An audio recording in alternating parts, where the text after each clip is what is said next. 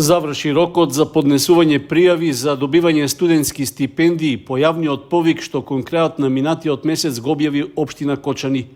Со конкурсот беше предвидено за тековната студиска година да се доделат 30 стипендии за студенти кои се запишани на студии од прв циклус на државните високообразовни институции. Од секторот за јавни дејности во локалната самоуправа на Кочани информираа дека бројот на пријавени кандидати е поголем, односно потребната документација ја доставиле 40 на лица. Во наредниот период ќе се разгледуваат пристигнатите пријави, но конечната листа на студенти кои ќе добијат стипендија ќе се изготви нешто подоцна од вообичаениот рок. Причина за тоа е што ќе се чека на распределбата на финансиската поддршка за студентите од државниот буџет, за да се избегне можноста за двојно стипендирање. Износот на стипендија по студент ќе изнесува 3000 денари месечно и ќе се доделува во текот на 10 месеци за тековната студиска година, односно за периодот од септември годинава до јуни идната година. При тоа предвидено е по 5 стипендии да добијат студенти од ромската етничка заедница, како и запишаните на факултетите за медицински науки. 10 стипендии се за студенти од социјално загрозени семејства, а останатите за студентите кои постигнале висок успех во студирањето. Меѓу условите за добивање финансиска поддршка беше кандидатите да бидат жители на општина Кочани, да не повторувале година во текот на студиите, како и да не се корисници на стипендија или кредит од други институции или компании. Распределбата на стипендиите ќе се реализира со бодување на кандидатите, при што максимум 70 бодови носи остварениот успех во текот на студирањето, односно просекот на добиените оценки треба да изнесува најмалку 8. Во обзир ќе се земаат и материјалните можности на студентот и неговото семејство, а тоа ќе се утврдува врз основа на месечните примања по член од семејството во однос на просечната исплатена плата по вработен во државата во последните 3 месеци. Според овој услов, кандидатот ќе може да добие најмногу 20 бода. Дефицитарноста на кадрите што со одлука ја утврдува градоначалникот на кандидатите може да им донесе уште 5 бода, колку што добиваат и доколку се деца на самохрани родители.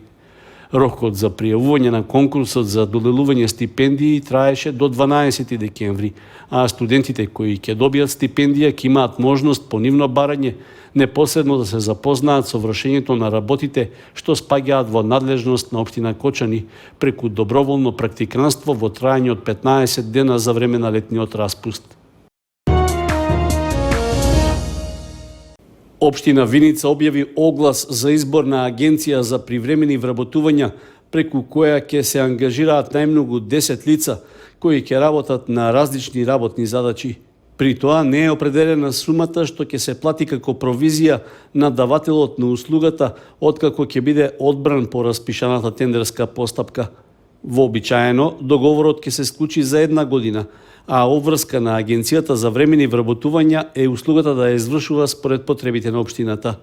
Не е нагласено за кои работни места, односно за какви задачи ќе бидат ангажирани лицата кои ќе бидат времено вработени. Дополнително, наддавателот на услугата ќе му биде доставуван писмен налог со потребниот број и периодот за кој тие ќе бидат вработувани. Критериум за доделување на договорот за јавна набавка е најниската цена, односно најниската понудена провизија на бруто плата на отстапен работник изразена во проценти. Тендерската постапка е отворена до 20 декември, а средствата за реализација на договорот за јавна набавка се обезбедени од буџетот на општина Виница за 2023 година. Локалната самоуправа со агенцијата за привремени вработувања што ќе биде ангажирана за услугата ќе склучи договор за отстапување на потребен број работници.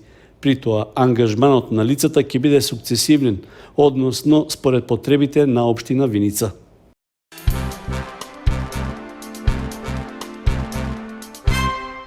Националната платформа за женско предприемништво во наредниот период ќе работи на мотивирање на припадничките на понежниот пол за развој на нивните бизнис идеи и на меѓусебното подобро информирање.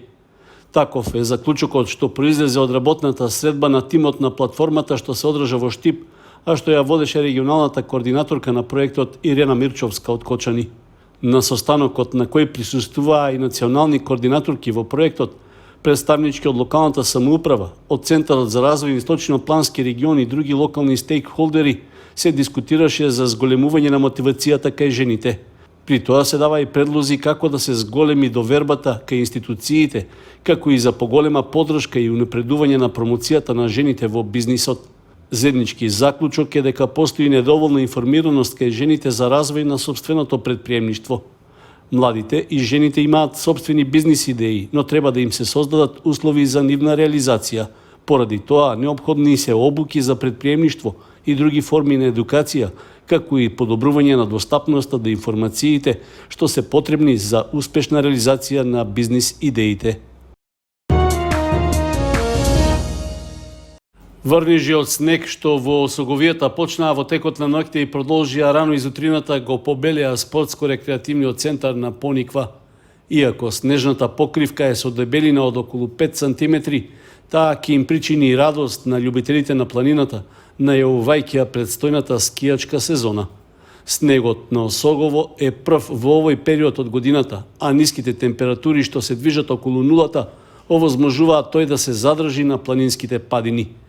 Сепак, дебелината на снежниот слој се уште е недоволен за почеток на скијачката сезона. Преку веб-камерите поставени на Пониква, љубителите на зимските убавини можат и во живо да ја следат состојбата.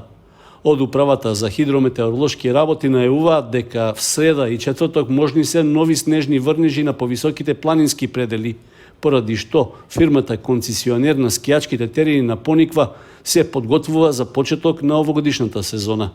Доколку во текот на наредните 2 до 3 дена паднат доволни количини снег со дебелина до 10 см, тогаш се планира за викендот во функција да биде ставен и ски лифтот број 1.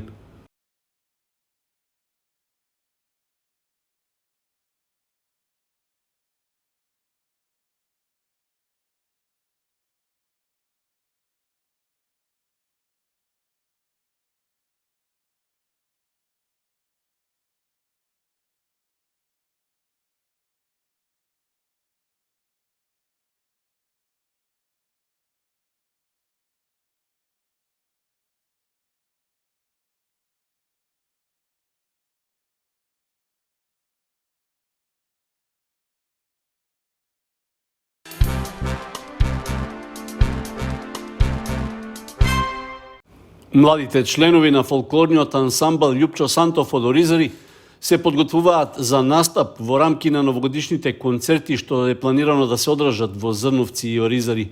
Се работи за традиционална активност на ансамблот што се организира веќе 21 година поред. Притоа со богата музичка програма ќе се представат играорците и оркестарот за изворни песни и ора. Раководителот на фолклорниот ансамбл Александар Тошев информираше дека предност во настапот на новогодишните концерти годинава ќе им се даде на помладите членови, кои ќе исполнат изворни ора, а дел и уметничка кореографија од македонското фолклорно богатство. Новогодишниот концерт во Зрновци е закажан за 24 декември од 18 часот и ќе се одржи во Домот на културата во Зрновци. Следниот ден пак, на 25 декември, членовите на ансамблот ќе настапат во Домот на културата во Оризари во терминот од 17 часот. Во рамки на концертите предвидена е и богата новогодишна лотарија, на која ќе можат да учествуваат сите посетители на концертите. Фолклорниот ансамбл Љупчо Сантов е формиран пред околу 5 децении, а со богатиот репертуар на изворни народни песни и ора, особено од Осоговијата, е достоен представник на македонскиот фолклор во државата, но и во странство. Поради тоа добива поддршка и од локалната самоуправа, како и од стопанскиот сектор во општината и регионот. Во моментот брои над 180 членови во матичниот ансамбл во Оризари, како и во играорната група во Зрновци. Годината што изминува се оценува како една од најуспешните, при што фолклористите имале околу 75 гостувања на фестивали и други настани, од кои 10 реализирани во странство. За подобра презентација на своето работење, фолклорниот ансамбл Љупчо Сантов подготвува собствена веб страница, а извесен период со своји профили е застапен и на социјалните мрежи Facebook и Instagram. Училиштата и градинката во Кочани добија 120 украсни зимзелени садници што во рамки на својата општествена одговорност ги донираше Халк банка. Садниците се од видот смрча и туја смарагд, а дел од нив веќе се засадени во кругот на Основното училиште Свети Кирил и Методиј. Во акцијата за садење на садниците се вклучија вработени од општина Кочани, од Халкбанка и од Основното училиште Свети Кирил и Методиј. Преостанатите садници ќе се засадат во дворовите на останатите училишта, како и на градинката, а дел и на јавни површини во Кочани.